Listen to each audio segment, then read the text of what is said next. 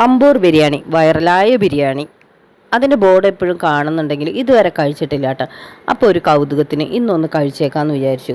പാത്രം തുറന്നപ്പോൾ തന്നെ എൻ്റെ മൂഡ് പോയി. കാരണം എന്താണെന്ന് വെച്ചാൽ ഞാനിങ്ങനത്തെ ഗ്രേവിയുള്ള ബിരിയാണിയൊന്നും കഴിക്കാറില്ല. എനിക്ക് ബിരിയാണി റൈസ് വേറെ, അതിൻ്റെ ചിക്കൻ വേറിട്ട് നിൽക്കണം, അങ്ങനെയൊക്കെ ഇഷ്ടം. അതുകൊണ്ട് ഞാനിപ്പോൾ ബിരിയാണിയെ കഴിക്കാറില്ല. എന്തെങ്കിലും ഒരു അവസരം കിട്ടിയാൽ ഞാൻ മന്തിയാണ് കഴിക്കാറ്.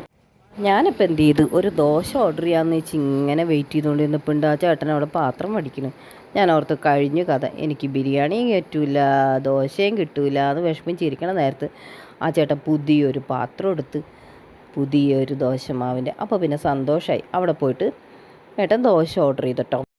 ദോശയ്ക്ക് മുമ്പ് ഒരു ചെറുകടിയായിട്ട് ഒരു കട്ട്ലേറ്റ് കിട്ടിയിട്ടോ. അതെനിക്കല്ല, പിള്ളേർക്കാണ്. അപ്പോൾ ദോശ വന്നു, നല്ല ചൂട് ദോശയും സാമ്പാറും ചമ്മന്തിയും.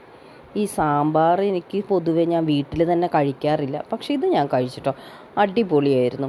അങ്ങനെ വീട്ടിലെത്തിയിട്ട് അമ്പൂർ ബിരിയാണി കഴിക്കാനുള്ള തയ്യാറെടുപ്പാണ്.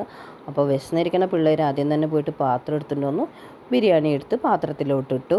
അതിൻ്റെ കൂട്ടത്തിൽ ഒരു വഴുതനങ്ങ കറി ഉണ്ടായിരുന്നു, സലാഡ് ഉണ്ടായിരുന്നു. അപ്പോൾ ഈ അമ്പൂർ ബിരിയാണി ഇഷ്ടമുള്ളവർ ഒന്ന് ലൈക്ക് ചെയ്യണേ, ഒപ്പം ഒന്ന് സബ്സ്ക്രൈബ് ചെയ്ത് ബെൽ ബട്ടൺ ക്ലിക്ക് ചെയ്യണേ.